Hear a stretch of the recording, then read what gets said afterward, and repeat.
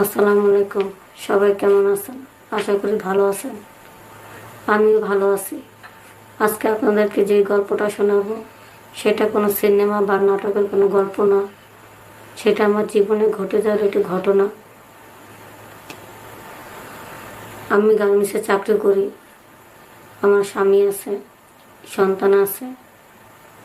খুব ভালোভাবে আমাদের সংসারটা চলছে, কোনো সমস্যা নাই।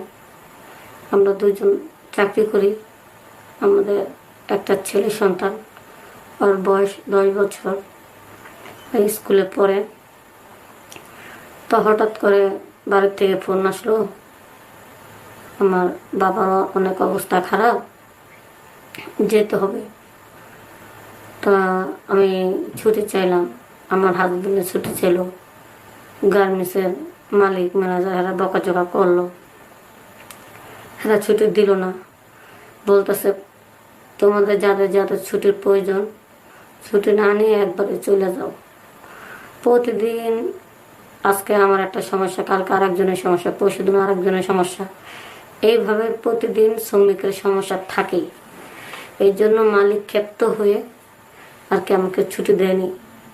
যে একদিন যদি একজনের সমস্যা থাকতো তা বুঝতাম, কিন্তু প্রতিদিনই কি তোমাদের যে সমস্যা থাকে, এতগুলো শ্রমিকের ভিতরে যে প্রতিদিন 20 জন 30 জন 10 জন করে যদি তোমরা ছুটি চাও, তাহলে এতজনের ছুটি আমি কীভাবে দেব? এই জন্য একটা নিয়ম করে দিছে যে ছুটির দরকার নাই, যার যার সমস্যা থাকবো সে আসবে না, কিন্তু ছুটি দিবে না। এখন আমার হাজব্যান্ড আর আমি পরামর্শ করলাম, এখন কি করা যায় কত। পরে আমারে বলতেছে কি করা, কাজটা যদি না ঠিক রাখি তাইলে তো মনে করো সমস্যা হয়ে যেতে পারে। কাজটা যদি না থাকে, এত সুন্দর কাজটা গুছানো, চাকরিটা যদি চলে যায়, তাই পোলাপান নিয়ে শহরে বাসা ভাড়া কইরা থাকা খাওয়া একটু কষ্ট হয়ে যায় না। পরে এখন বলি থাক, তাইলে আর ছুটি না দিলে কি করার, আমরা তো ডাক্তার না যে গেলে ওষুধ ভালো করতে পারবো, কিন্তু বাপে পাশে থাকলে বাপটা খুশি হইতো। যেহেতু ভালো মতো ফোন দিয়ে জিজ্ঞাসা করুন, থাকো দরকার নেই, কা আল্লাহ সুস্থ করে দিব না। পরে তার 2 দিন পর অনেক অবস্থা খারাপ, যাওয়াই লাগবো। এখন বাড়িতে কান্দাকাটি লাগিয়ে গেছে, এমন একটা অবস্থা। পরে আমি যেন তাড়াতাড়ি যাইতে পারি। এখন আমার জামাই বলতেছে যে এত আর্জেন্ট তো যাওয়াটা ঠিক হইব না, আর তোর একটা কাজ করো, মালিক তো যেহেতু ছুটি দেয় নেই, তুমি চলে যাও, আমার চাকরিটা ঠিক থাকো। তুমি যদি তোমার চাকরি যদি না দেয়, দেখা বলে আমি কাজ করে সংসার চালাতে পারো। পরে আর্জেন্ট যাওয়ার জন্য আমি একটা বাইকে উঠছি।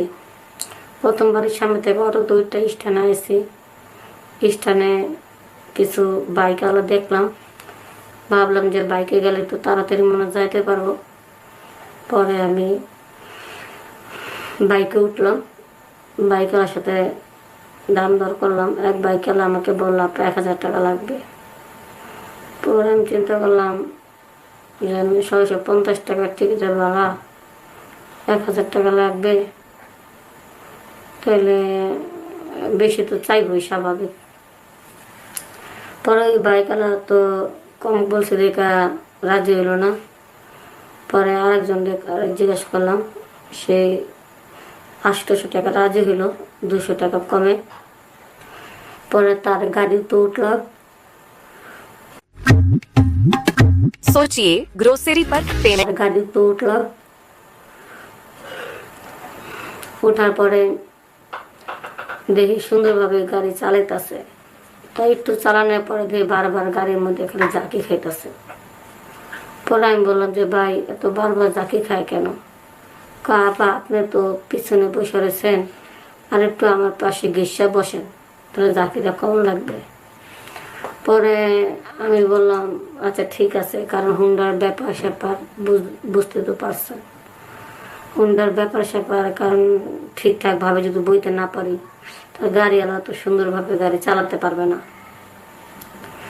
পরে আবার কত যাওয়ার পরে আবার জাকি খাইতেছে, ব্রেক ইতেছে, জাকিতেছে, ব্রেক মারতেছে, কেমন জানি করতেছে গাড়িটা। পরে আমি বলি, ভাই এরম করে চালান আপা গাড়ি যদি জোরে টান না দিই, এই আস্তে আস্তে তো আপনার বাসের থেকে বেশি সময় লাগবে।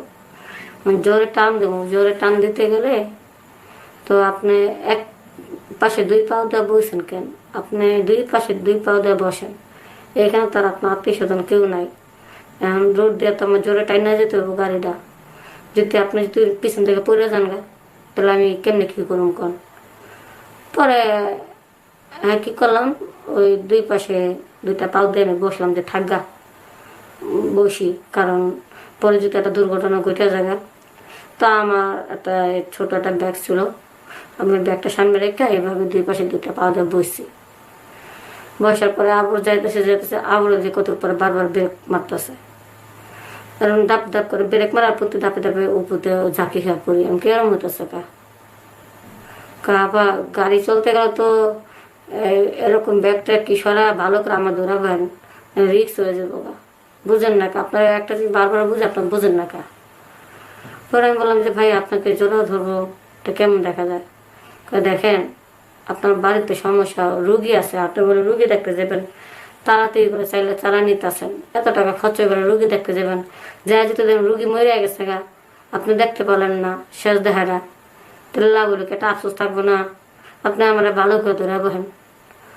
পরে আমি কি করলাম, যা একটা ওই বই, আমি একবার হুন্ডা আল্লাহ একবার জরা ধরে বসছি, জরা ধরা বসছি যেন গাড়িটা তাড়াতাড়ি চালায়, ঠিক সে গাড়িটা চালাইতেছে ইচ্ছা মতন গাড়ি চালানোর পরে একটু পর চোখটা দেখি কি আমার ওই হুন্ডালার ওই ঝাঁকির ঠেলা, মানে আমি যে তারা জরা ধরছিল তো ঝাঁকির ঠেলা আমার হাতটা ওখানে আর কি টাচ লাগলো।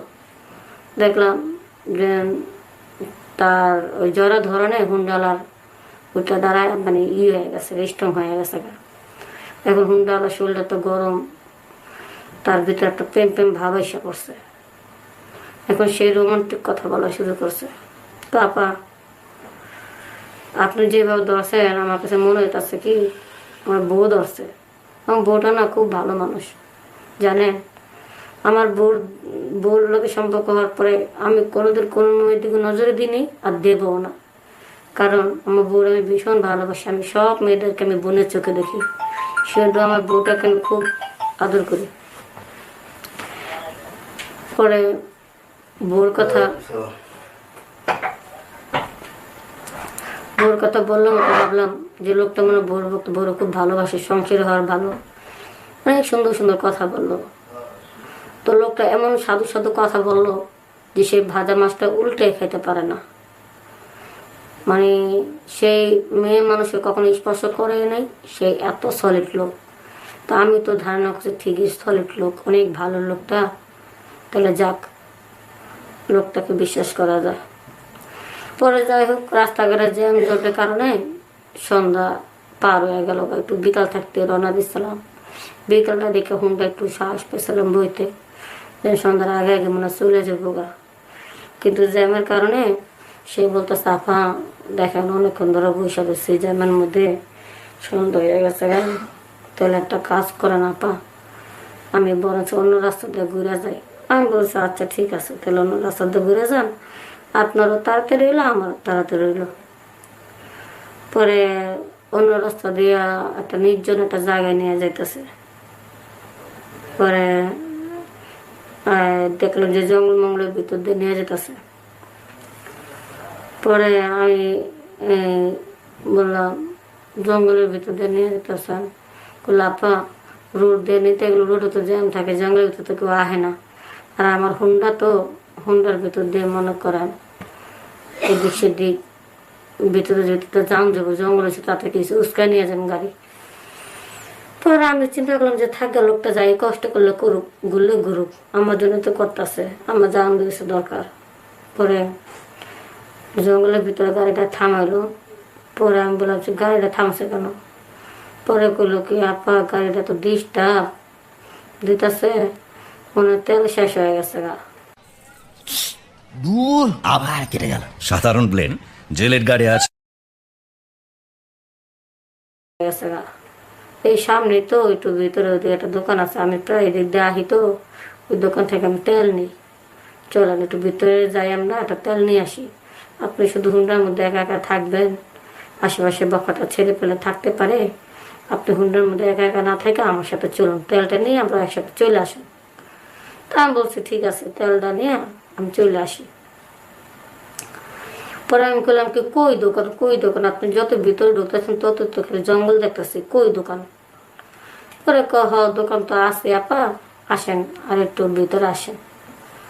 পরে আমি আরেকটু আরেকটু করতে করতে অনেকখানি ভিতরে গেছি গা। এমন একটা গভীর জঙ্গলের ভিতরে নিচে একটা মানুষ চিৎকার দিল, আশেপাশে কোনো বাড়িঘর নাই যে তারা শুনতে পারবে। এখন আমাকে বলতেছে আপা ভিতর তো আসলাম, সমস্যা নাই। এখন আপনি যেভাবে আমার হুন্ডার মধ্যে বৈশা ধরছেন, এখন তো আমার পুরো শরীর গরম হয়ে গেছে গা। আসলে আপনার দলে যেন এরমভাবে গরম হইব আমি বুঝতে পারিনি। এখন তো আমি হুন্ডা চালাইতে পারতেছি না, আমার তো পুরো গরম লাগতেছে, ওই জিনিসটা মন চেতেছে।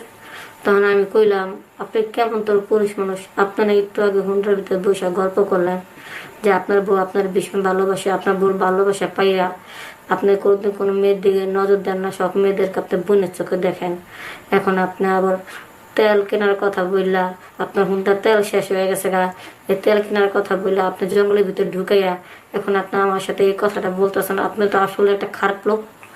তখন এই কথা বলার পর লোকটা আমার বলে যে খারাপ বলেন আর যাই বলেন, এখন আমার মোবাইলে মনে করেন নষ্ট হয়ে গেছে, মোবাইলে তো তেল দেওয়ানি লাগবে।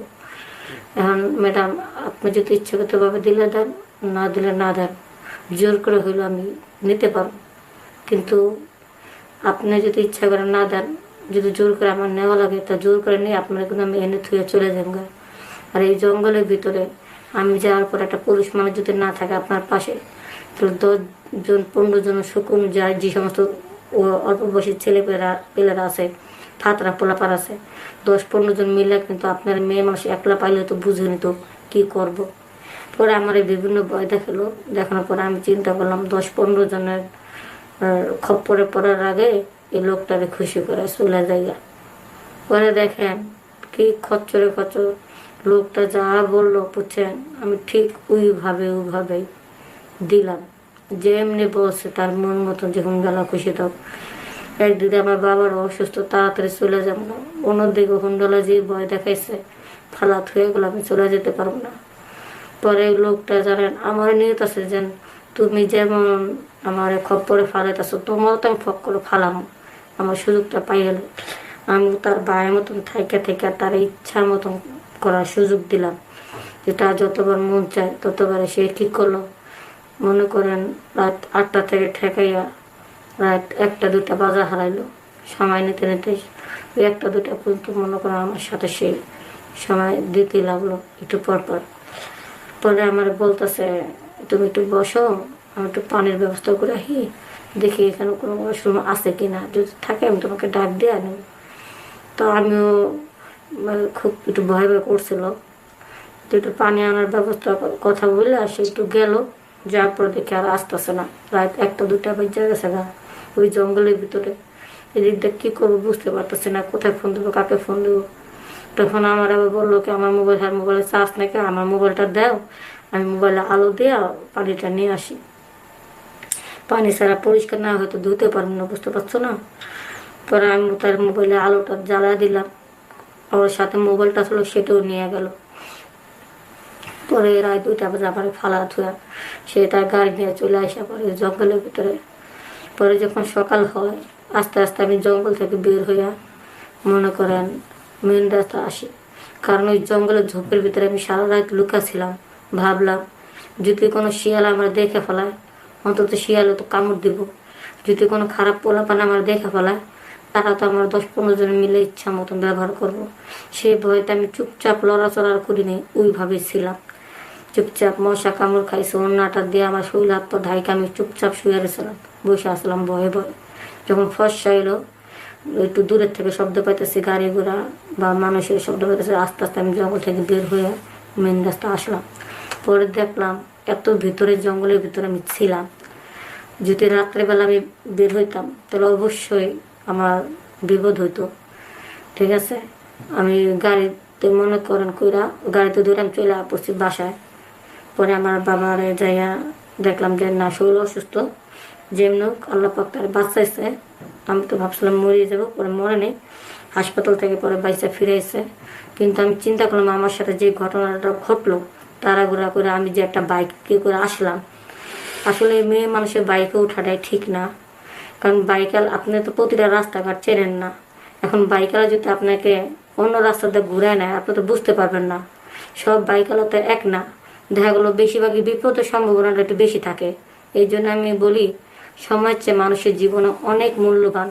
আপনার যতই কাজ থাকুক না কেন, যতই আপনার ব্যস্ত থাকুন না কেন, বিশেষ করে মেয়ে মানুষ যদি আপনার বের হন, সঙ্গে কাউরে না কাউরে নিয়ে যাবেন। যদি দরকারি কাজের জন্য দূরে বের হন, অনেক পথে জার্নি করতে হয় বা রাত হয়ে যায়, অন্তত কারো না কারোর সঙ্গে রাখবেন। আর যদি একা চলাচল করতে হয়, তাহলে আপনারা দিনের বেলা বের হবেন, দিন থাকতে যেন বাড়িতে পৌঁছতে পারেন। আর বিশেষ করে কোনো বাইকে উঠবেন না যেখানে অনেক যাত্রী সহ বাসের মধ্যে লোকজন থাকবে, সেখানে আপনারা উঠবেন দূরের রাস্তা হলে। বাইকে না চলাটাই মেয়েদের জন্য আমি মনে করি ভালো, নিরাপদ। যদি ভুল করে আপনারা চলেন আর আমার মতন যদি খারাপ ড্রাইভারের খপ্পরে পড়ে যান, তাহলে তো বুঝতে পারছেন আমার মতন এই ঘটনাটা আপনার সাথে ঘটতে পারে।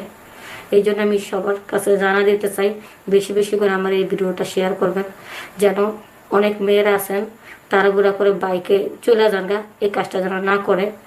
আমি যে বিপদে পড়েছি, এরকম যেন বিপদ কারণ না হয়। সবাই ভালো থাকবেন, সুস্থ থাকবেন। আসসালাম।